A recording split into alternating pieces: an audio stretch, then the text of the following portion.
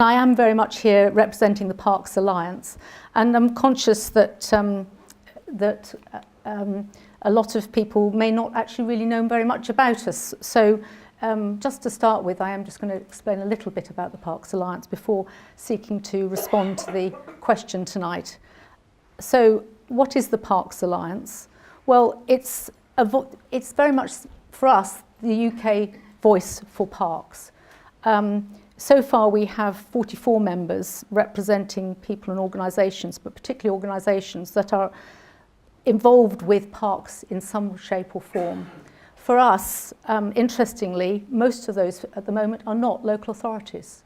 I think there is at last a real recognition in the sector that we've actually got to tackle this issue of the future of parks, and for everybody involved, the need to actually engage.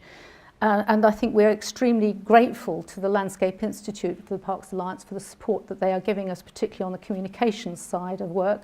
And we are shortly to be announcing another benefit from another organisation to help us with that process. So you can see from the slide the sort of organisations that are involved with us at the moment. And what we're trying to do and what we're trying to achieve is to protect and improve the country's public parks for future generations. Increasing the understanding among national politicians. We've already, after quite some time, managed to get an understanding of who the Minister for Parks was. It wasn't obvious to begin with. And we have had our first meeting with the Minister, Stephen Williams, and one of the things he made very clear to us in that meeting, initial meeting, was the importance or confirming to us the importance that SIL could actually be used for maintenance of parks. So that was an early win for us. But also he introduced the discussion about statutory parks, and I'll come on to talk a bit more about that. We've had our first couple of events at Saltex and in Birmingham, and we were very much involved with the Heritage Lottery launch of the report that has been mentioned earlier. And now the next step for us really is to get ourselves into full board status, which with the various support we've got from the Landscape Institute and others, we hope to be doing very shortly.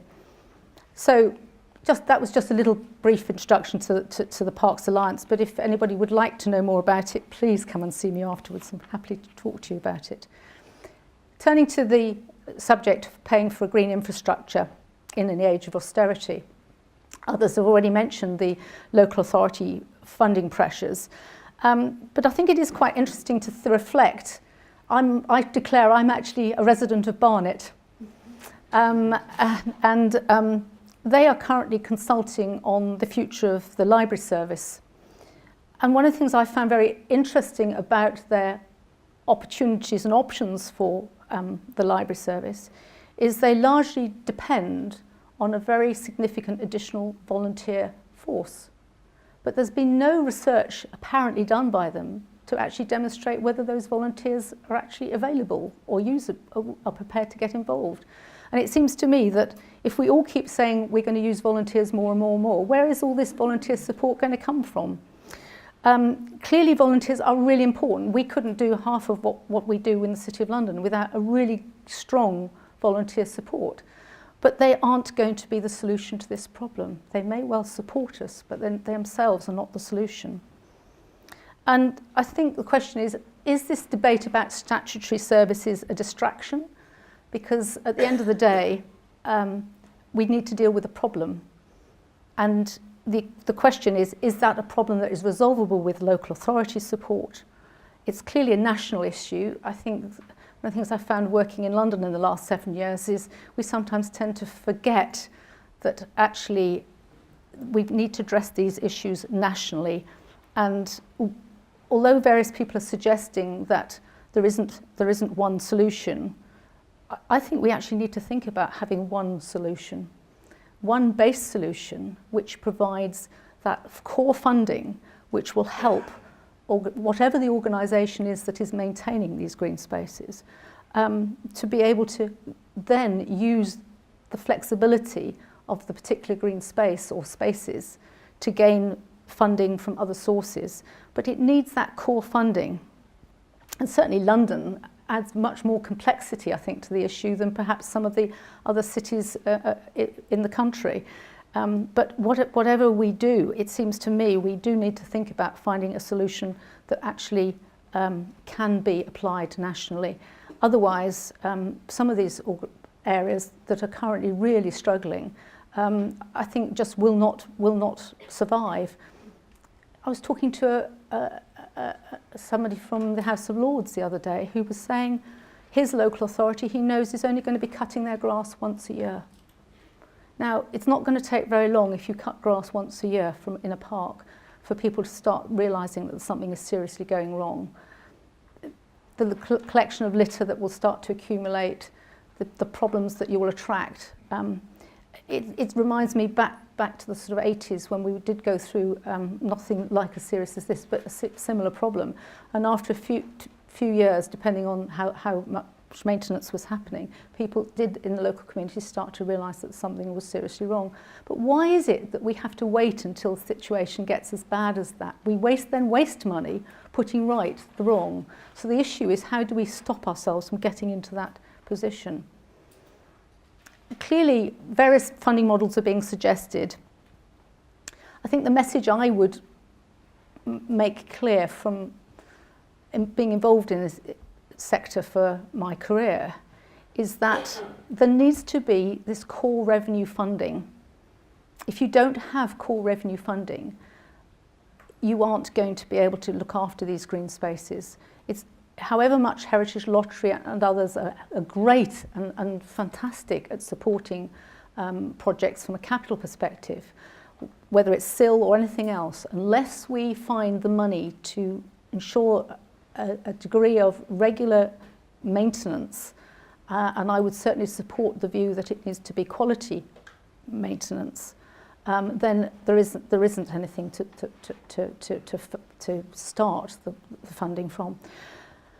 And certainly, I think as an industry, as a sector, we have not been good at marketing, promoting ourselves in terms of what we do. And unlike other professions, the parks sector has been very poor at recognising the importance of using data to make its case. And so that is an area, and I think the information Catherine gave us tonight just shows you how little we can evidence what we're doing, and that's very concerning. When you talk to consultants and contractors about the way in which we operate at the moment, one of their complaints is that every authority is different. And when they actually support or work with one authority, they find that they clearly have to work very differently with the next authority. So the current system is not efficient. The question is there a better way of doing things? Certainly from the days of compulsory competitive tendering, and many of you in this room probably don't even remember compulsory competitive tendering, the thing I would share as well is the importance of not having separate client contractors. All that ends up happening if you have a client and contractor split is that you end up with sort of infighting about whose responsibility it is. The important thing is to work together to find a solution. And I'm not yet sure that we've got very many examples where several authorities are working effectively together. What I do know from experience is that sometimes it's better to try something that you know is going to work well and build from it rather than attempt to start something too big too soon. But certainly the Parks Alliance recognise the importance of skills, and I think we do really realise that at the moment we are losing a lot of skills in the sector, and we've got to find ways of resolving that for the future.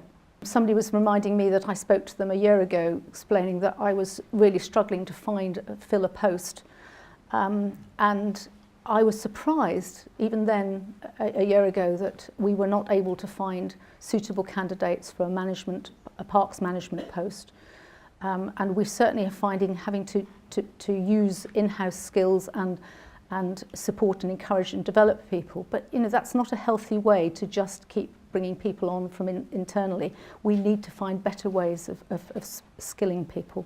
One of the things that I thought was worth just sharing with you this evening was the issue of why is it that we're the people who are trying to find the solution to this?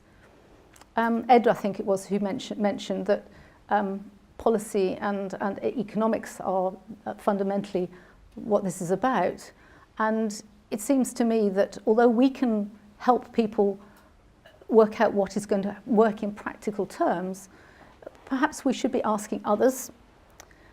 Now, one of the advantages of working in the City of London is one often gets invited to functions to talk about what you do. And I happened to sit next to the head of CIPFA International recently at a function. And so I thought, well, I'll turn the tables on him and ask him for his views and opinions. After all, CIPFA understand very much what local authority funding is all about. This chap is a New Zealander, and he's spent quite a lot of time in this country and also in the States. And I said to him, what would you be doing if you hit this problem? And he said, well, actually, it's a problem that New Zealand had a few years ago.